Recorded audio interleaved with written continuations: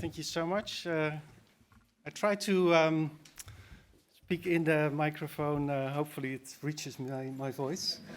Thank you very much for introducing me. Thank you very much, Gabrielle, for inviting me here today. It's a real pleasure and honor to be here. I've been following the work of the observatory over the last year, and you've been incredibly productive, creating many important studies, interesting studies, a wealth of evidence, which I think is super important for elevating the discussion. And I think European policymakers should be very pleased to have the observatory playing this role. But I think the role is actually going much beyond Europe. I think you're creating a global public good, and the IMF is a grateful consumer of all the work that you produce. And I think this is super important for having a good discussion on tax. These are important issues, and so yeah, real pleasure to be here, and also honored. I'm going to talk about the question that is in the program. Have we done enough to tackle tax avoidance? I've added one word to it, corporate tax avoidance, because that's what I'm going to focus on. There's of course a lot of other tax avoidance too, which is important, and I will touch upon some of that at the end. So let's get started. So I'm talking about tax avoidance. Just to be sure, tax avoidance is not illegal. If it's illegal, we talk about tax evasion.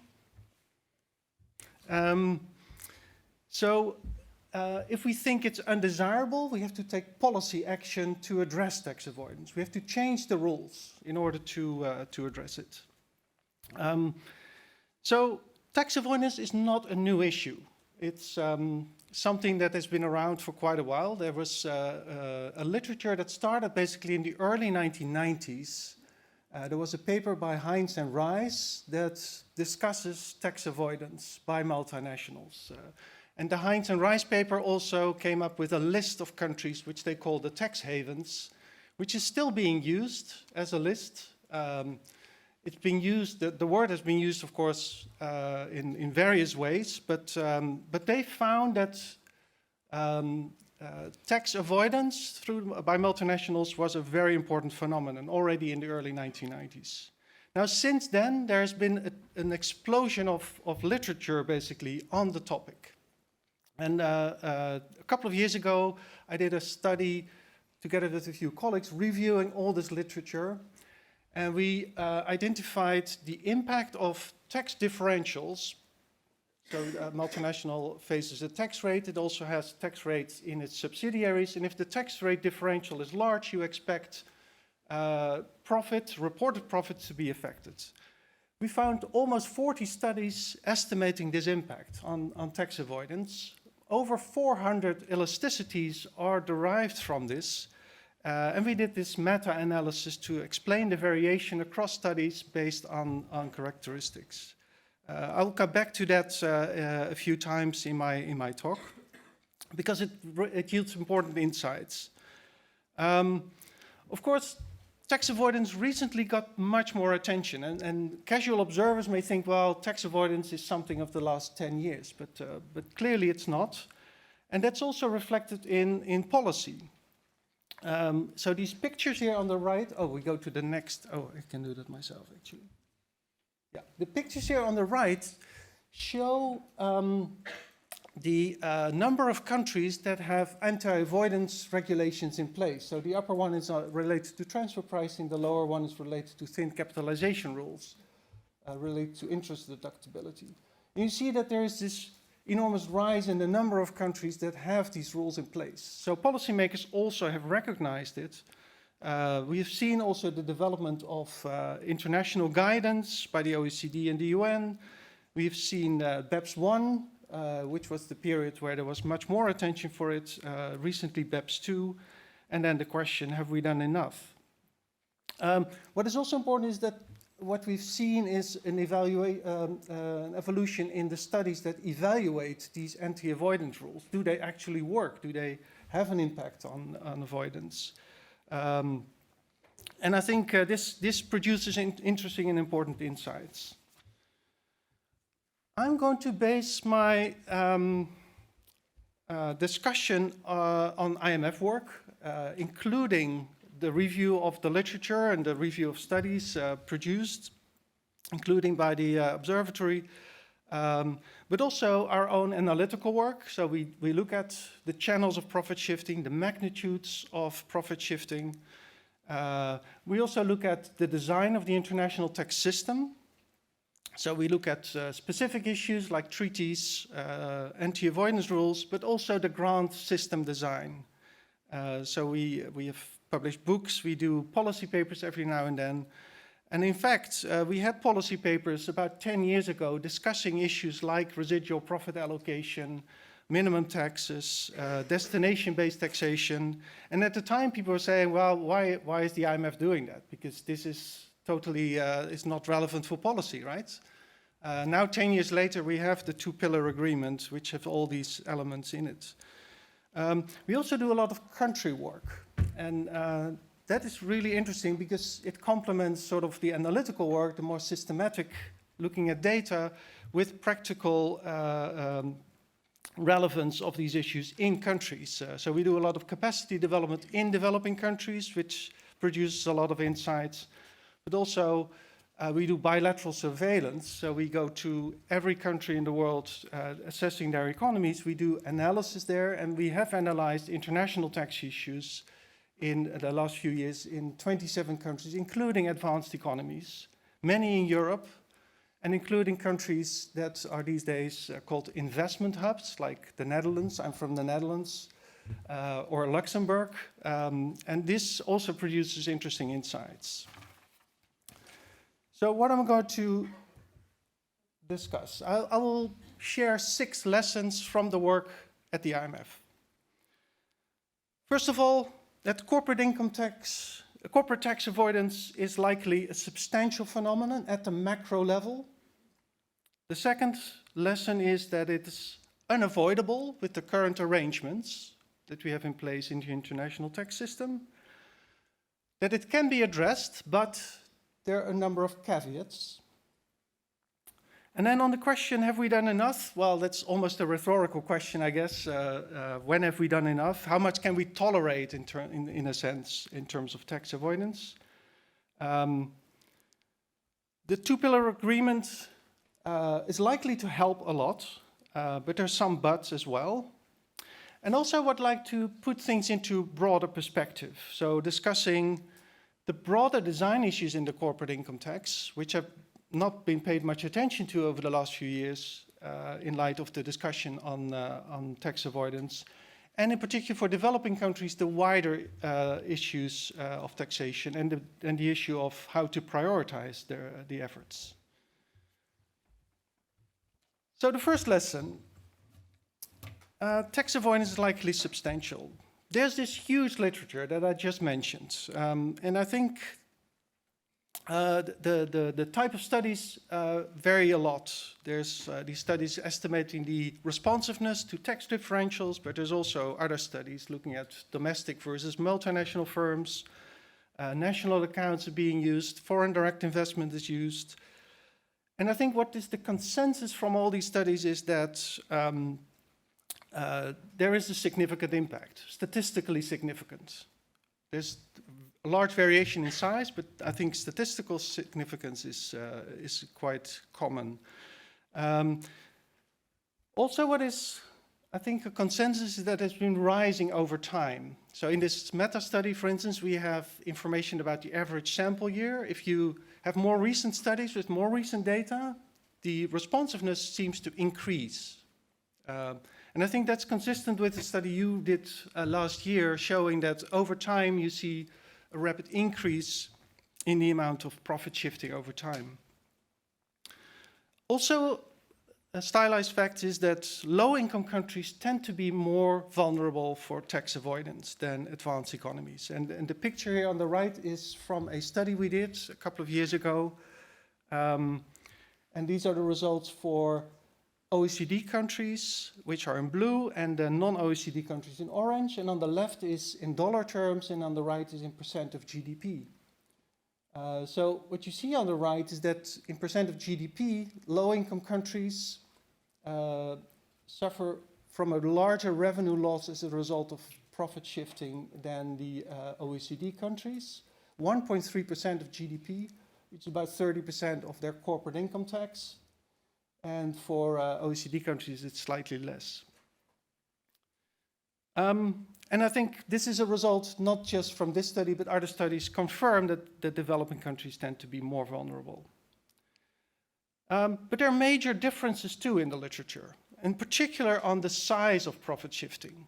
And there are studies that find pretty small effects, 2-3% of the total corporate income tax, but there are also studies that find like 30 or even more. And the study that we did is more on the upper end. So what is it? There's also a large difference between studies using microdata, so firm-level data, versus study using macro data. And some people like the microdata because these are more powerful identification of these effects, so more precise estimates, and the macro studies tend to have less precise estimates. But macro studies may capture much more than the micro studies, which focus very much on particular responses.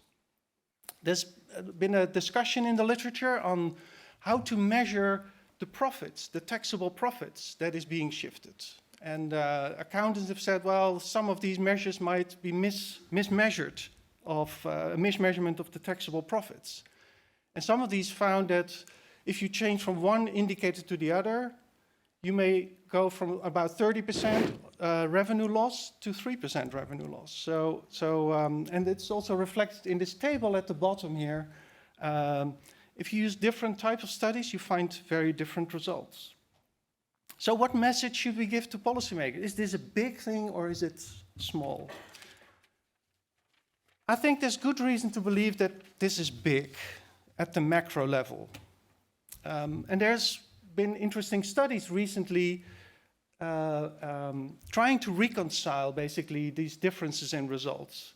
And one of the interesting findings is, for instance, that the response to tax rate differentials tends to be very non-linear. So if you have, let's say, a multinational that faces a 25% tax rate, has subsidiaries which on average have a 20% tax rate, there is a 5% difference, so you shift your profits to the lower tax jurisdictions. But if the tax difference becomes, let's say, not 25 versus 20, but 25 versus 10, of course you have more profit shifting, but that is disproportionately more. So this is very non-linear impact.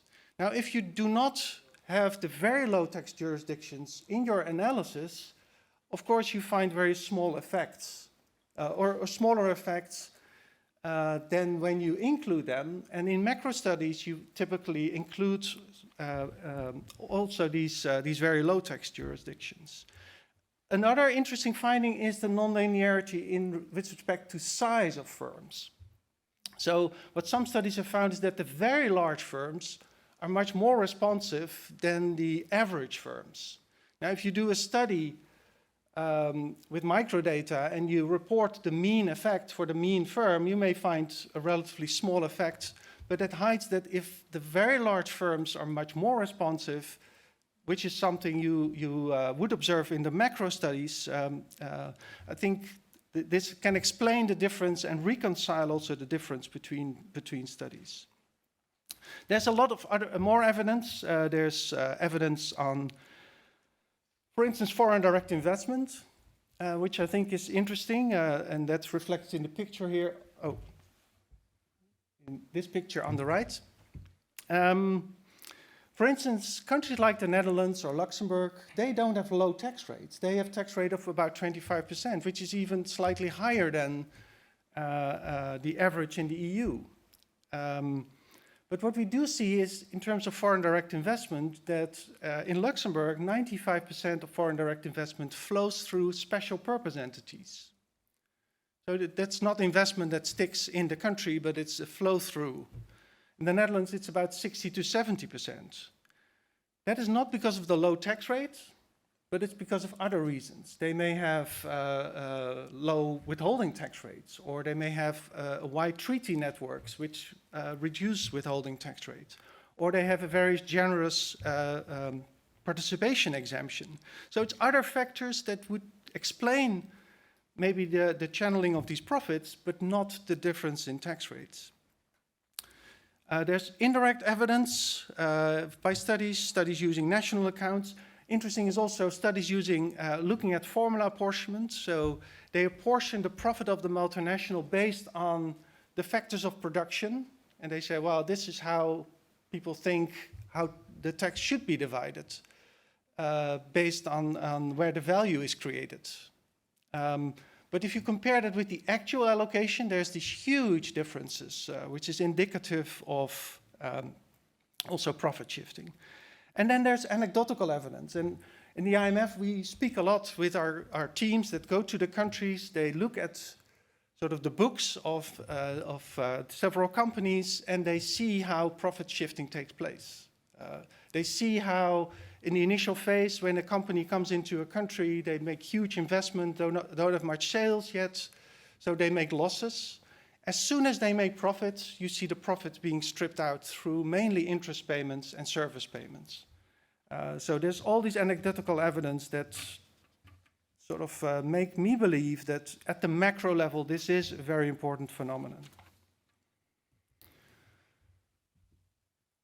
Lesson number 2 is this phenomenon is unavoidable if you look at the current framework. The current framework, which is characterized by separate accounting with arm's length pricing, and also on the financial side, allows companies to finance their subsidiaries by either intercompany debt or intercompany equity.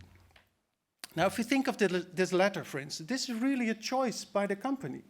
It can choose legally to say, well, I finance this investment by debt or equity. It finances by equity if the tax rate in that country is low, because it's going to be taxed there. It finances by debt if that country has a high tax rate, because then the interest is deductible and it's going to be taxed in the country that receives the interest. So it's basically a choice. So it's inherent in the system that, of course, there will be tax avoidance. If we design the system as we have it, that's an inherent aspect of the system. And the same holds for transfer pricing. There's so many services, so many intangible assets that are so difficult to price. This is basically a very subjective thing to do, the allocation and also the pricing of these assets. So there's a lot of wiggle room, which of course creates opportunities for avoidance. It's inherent in the system. If we want to solve this, we have to rethink the entire system. For instance, formula apportionment, as has been discussed before.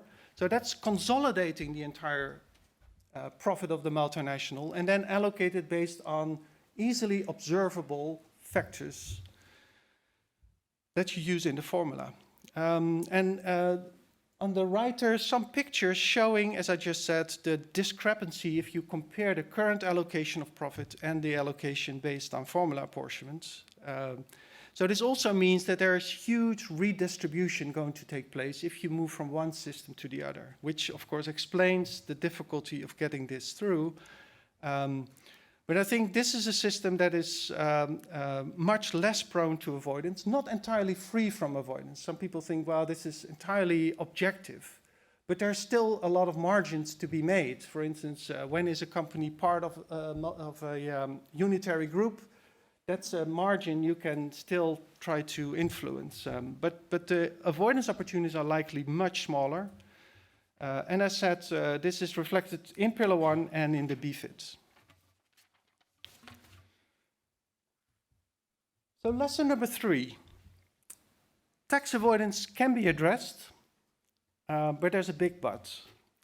Let's say we fight debt shifting by companies by saying, well, all intracompany debt is from now on characterized as intracompany equity. We treat it for tax purposes as intracompany equity. So there's no longer debt shifting taking place.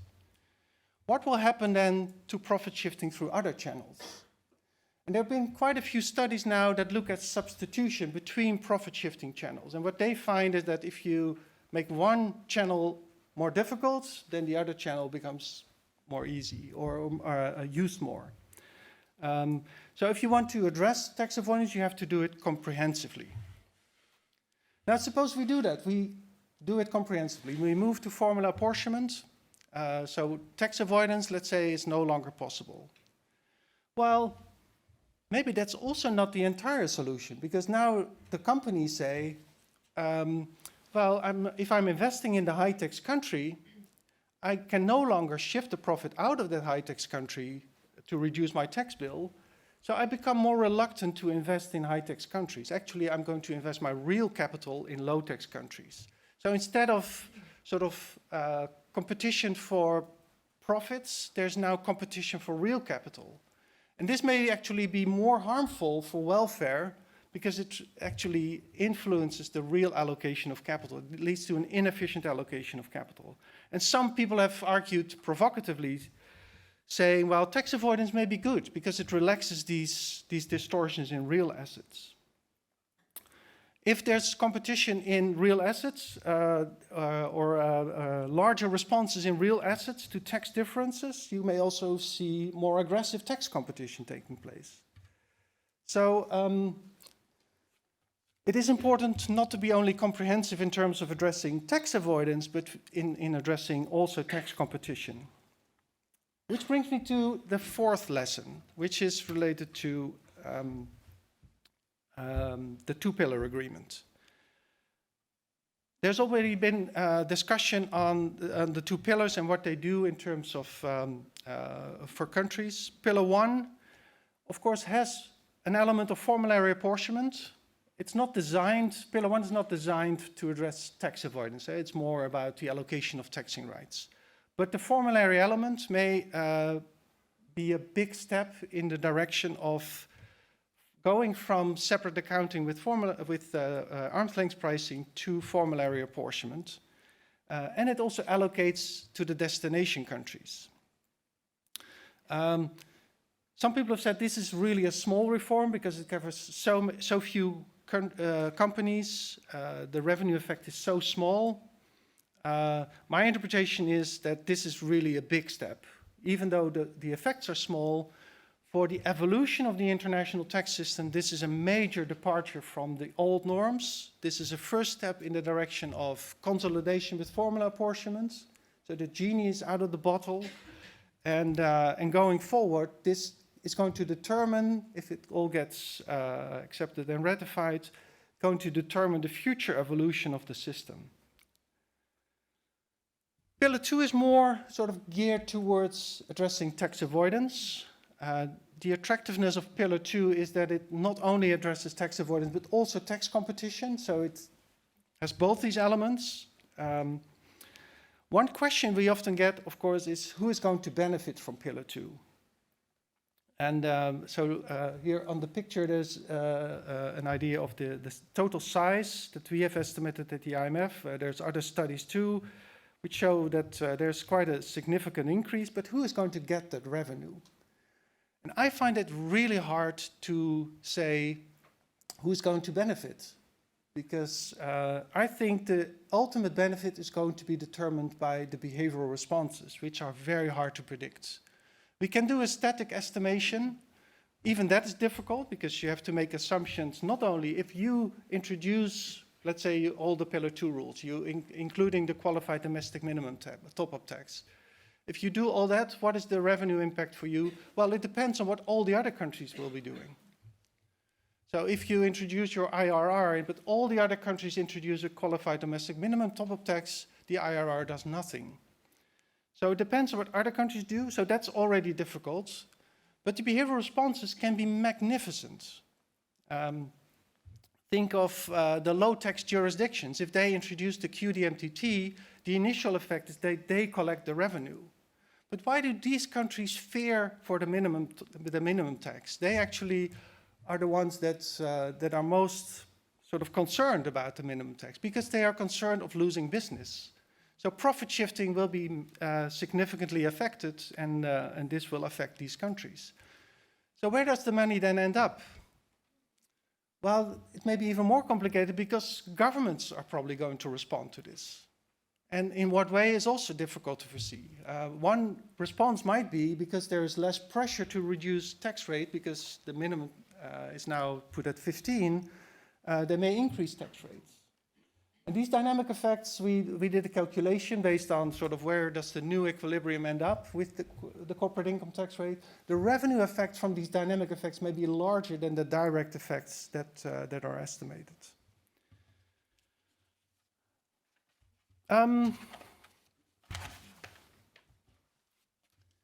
Lesson 5.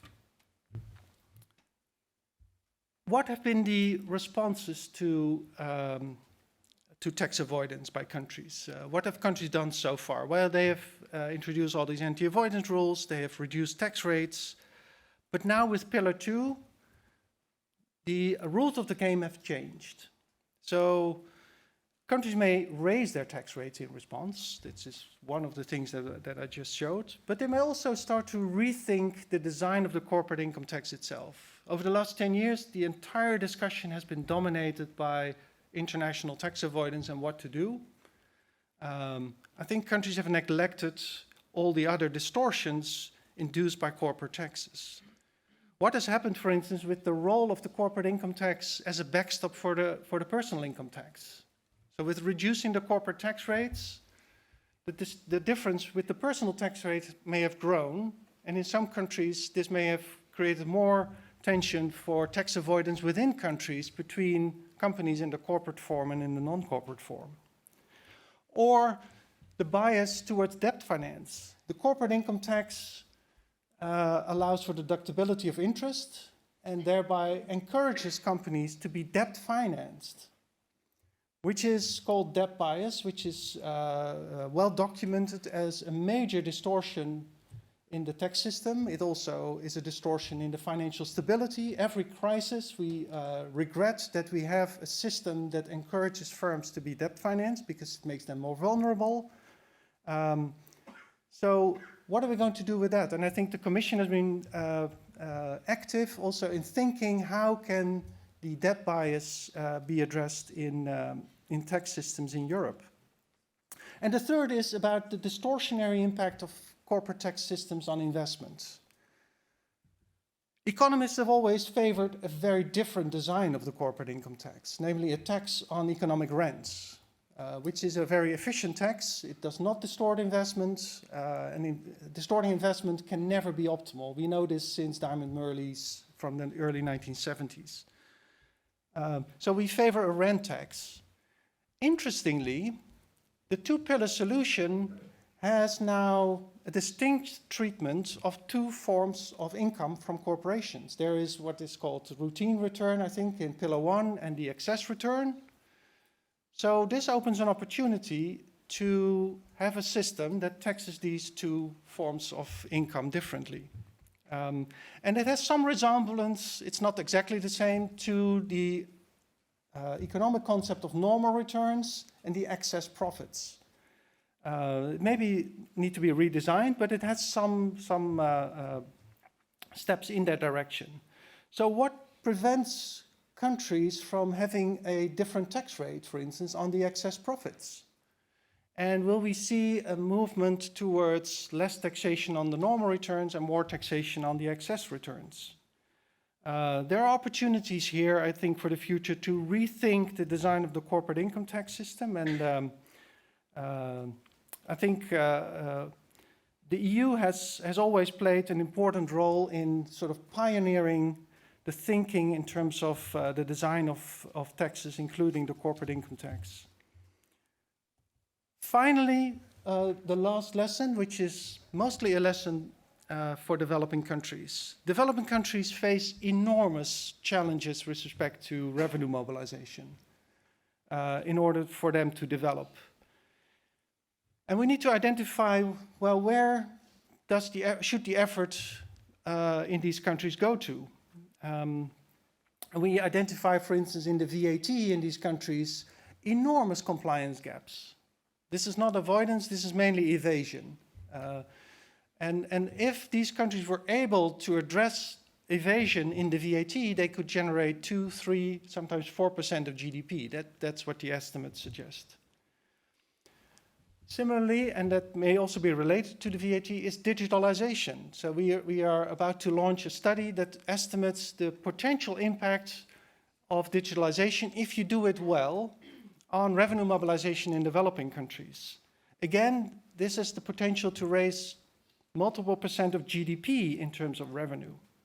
If we compare that to the expected revenue from the two-pillar agreement, which is about, if we would proportionally assign the revenue globally to the developing countries, which is, I think, at this stage, the best we can do, that's about 0.2% of GDP. So that's not where most of the money is.